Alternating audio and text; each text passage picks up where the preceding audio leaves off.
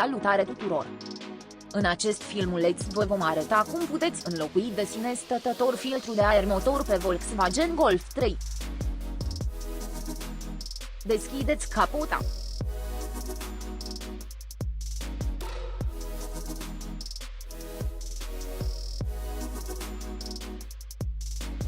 Folosiți o șurubelniță Philips. Slăbiți și scoateți capacul filtrului de aer.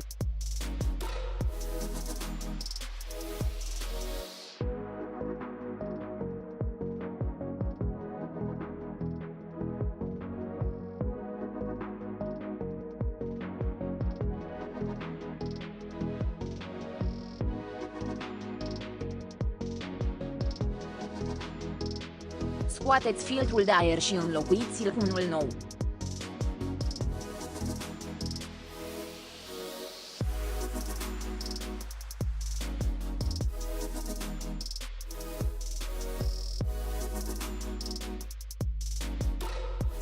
Montați capacul filtrului de aer.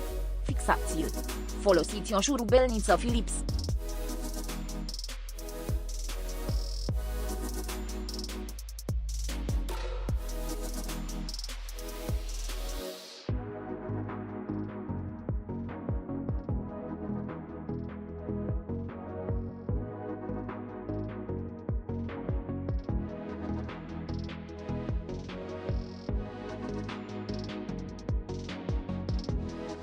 Închideți capota. Vă mulțumim că ați vizionat tutorialul nostru.